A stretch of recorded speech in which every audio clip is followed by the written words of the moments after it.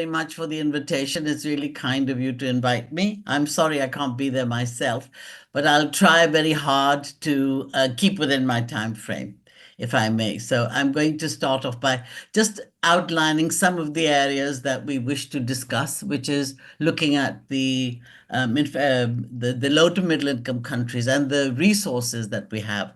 And just following on from what we heard from Benedetta and from the other speakers this morning from the WHO, there are great demands on our time and on our resources to try and set up infection control. Yet there are some major challenges.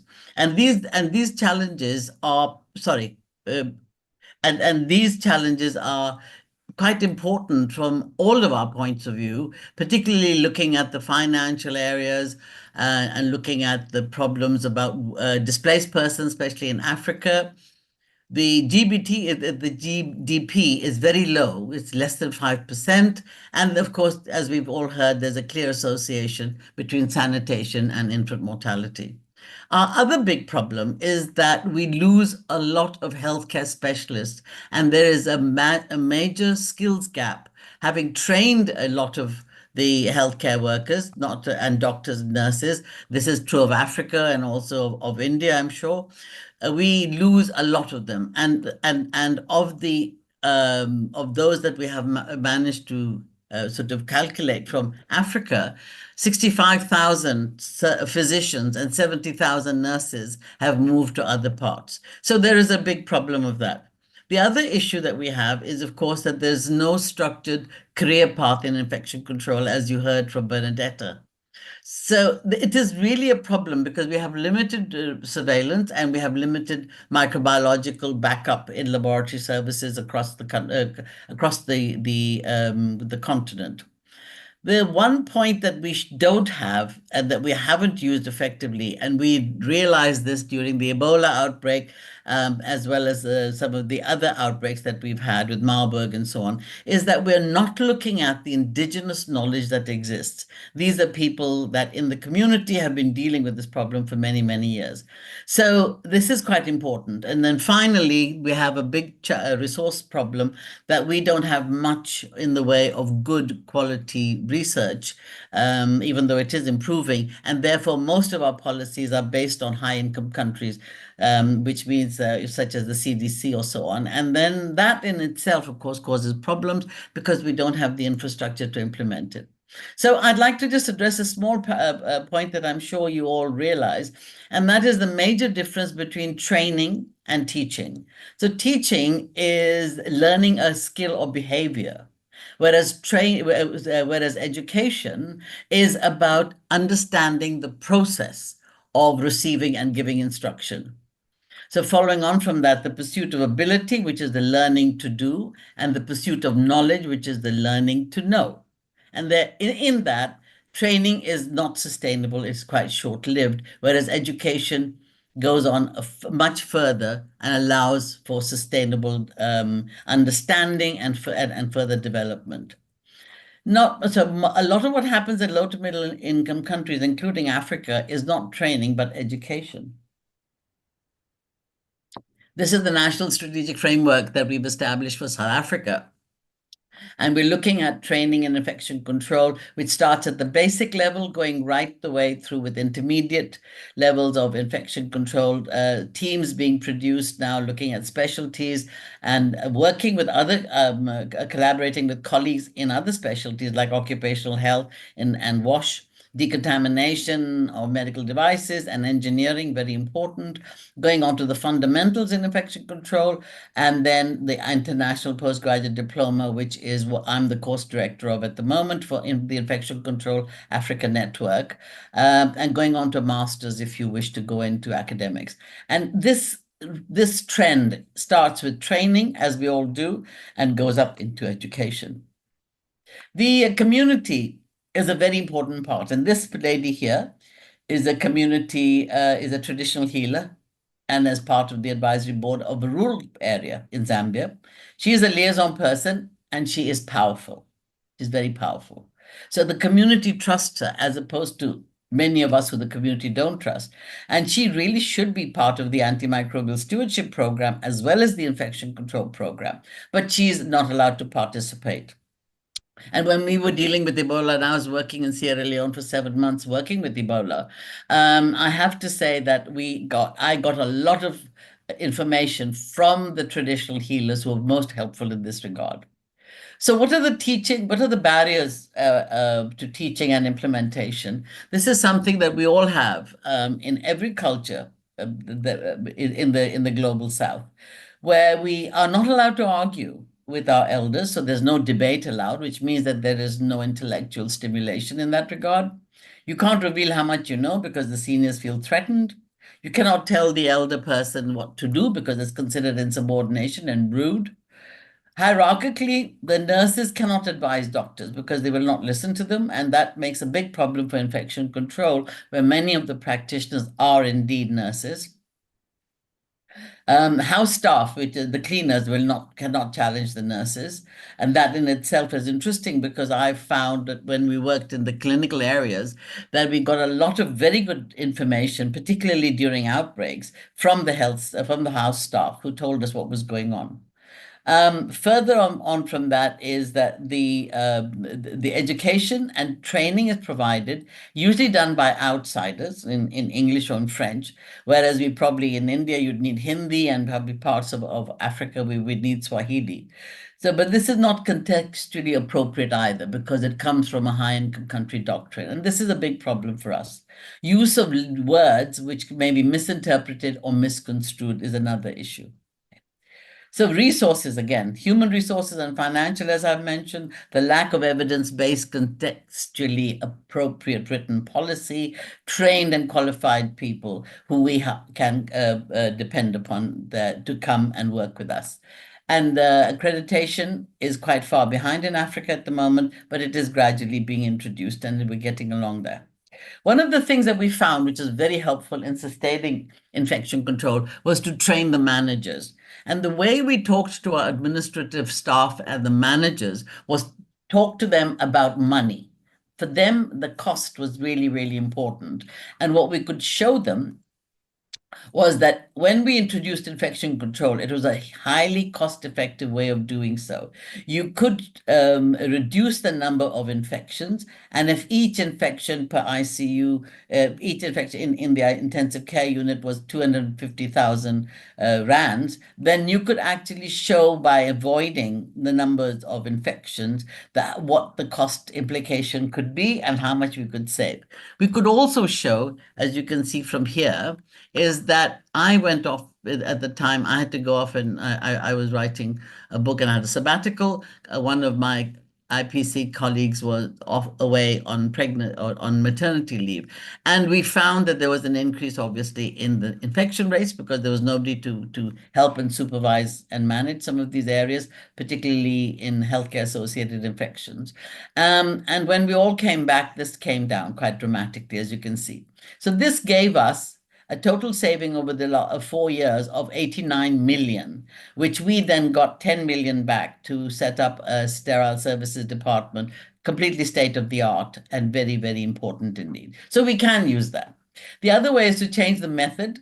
Many times you look at visual demonstrations, they're written demonstrations, but the people that we work with mostly, they like to see visuals. So here's a face-to-face discussion. And when we do our online virtual platforms, we also do a lot of virtual, trying to do as many discussions as possible. And then, of course, we go into other platforms like role-playing. Now, before COVID, there was varied infection control provision. There was not recognized as a specialty in its own right. There was no established career path. And since it was a nursing specialty, they thought doctors were not involved. Research was very limited. The guidelines where they existed were not very well advertised. And most people, as you notice, and this is also true of India, Pakistan, and all over, they usually follow the CDC guidelines rather than following their own guidelines, even though you've got them. So unfortunately, this problem still exists post-pandemic.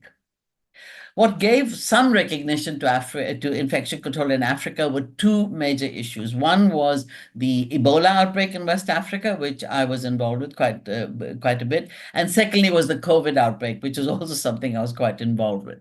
What was of interest that at the time when these happened, the WHO and CDC didn't have enough people to help, and they were ill prepared for the outbreaks, as we all were. Okay. So collaboration with the Infection Control Africa Network, which I am a founder member of, and in fact, the first chair, we had the trained staff and we had the people there who could go out into West Africa and beyond and actually help with the outbreak.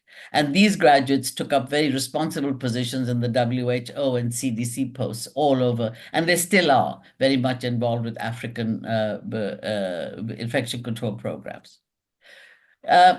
We could evaluate the teaching outcomes. And what these slides tell us is that we had three sets of three groups of students, health. I'm sorry about this, of healthcare workers. We could show that with the pre-test and the post-test that the overall increase in knowledge was 22%. But of great interest to us was group 3, which was a training of a group of people who were not trained by people that were actually infection control trained practitioners. They were not specialists. And what you notice from this, as in the middle of this Ebola outbreak, whereas there was an increase in knowledge in the groups that were trained by people who understood infection control, this group lost knowledge, as you can see, because so much confusion occurred. And this, I think, is quite common in many parts of the world. If you need to sustain infection control or sustain anything, you really have to have trained specialists working with them. We went back after 6 months and carried out more training. And what we were very pleased to see that this increase was only 5%. In other words, there was total saturation of of knowledge. And this was really quite important to us.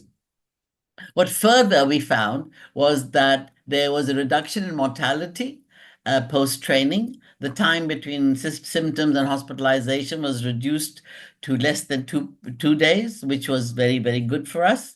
And you can see from this graph that the increase that was there of healthcare worker infections and the difference between deaths and cases dramatically reduced when we introduced the infection control training programs. There was a decrease in healthcare worker infections, and there was a decrease in unsafe burial. So we were rather proud of what was happening there.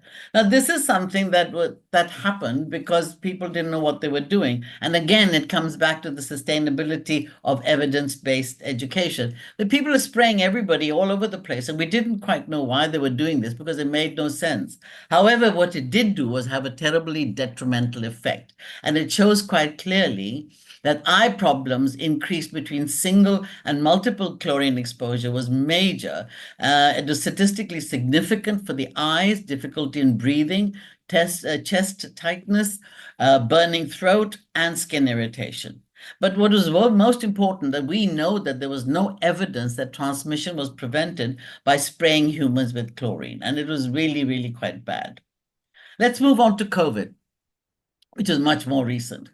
We found that training was received by about 78, let's say 79% of people of the cohort that we interviewed. But what was interesting to me and to others as well is that who trained them? Only 71% of them were trained by IPC practitioners or outside agency like the WHO. The rest of them was some admin person, there were some doctors wandering about, there's some supervisor, none of whom had been trained in infection control. And this actually had an impact which was of interest. The subjects that they covered was mainly PPE donning and doffing, whereas we know that the main thing that you wanted in COVID was to look at ventilation. It was really the engineering controls and the application of the COVID bundle that we wanted to follow. So we wanted to improve isolation, we wanted to improve ventilation, and none of this information was being passed on properly. Again, with the guidelines that were in existence and following up with leadership and emotional support and so on, that was also quite low. And the information we got from there during our survey They were trained to manage COVID for less than a day. 42% of them had less than a day's training. 25% had 1 to 3 day training. And of course, the 33% had 4 to 5 day training. And this is really quite important. The topics, again, that mainly looking at PPE, which is the least of our problems, as you know, from the hierarchical distribution. Hand hygiene, of course, important. Standard precautions, but look at how poorly environmental cleaning, ventilation, and the guidelines were dealt with. Only 62% or so. So that was really quite sad. Expanding now, so what we have to do is to train across a very big continent. We are the largest organization in Africa, and we are involved very much in strengthening national IPC programs, education, and research with our partners from WHO, CDC, Africa CDC as well, MSF. We work with Canada, universities, and health systems across. The problem we have is because we've got such a big continent, which is second only to Asia, is that it's very expensive for people to come to Cape Town or wherever else for face-to-face training. So the cost is very big, much more than the registration cost. The ICAN virtual platforms are the ones that are much more effective. And of course, we can reach much further into the various aspects of the health provisions. So we've now moved to Zoom and Echo and webinars, podcasts, and of course, hybrid methods. And this is, of course, functioning and working very well for us.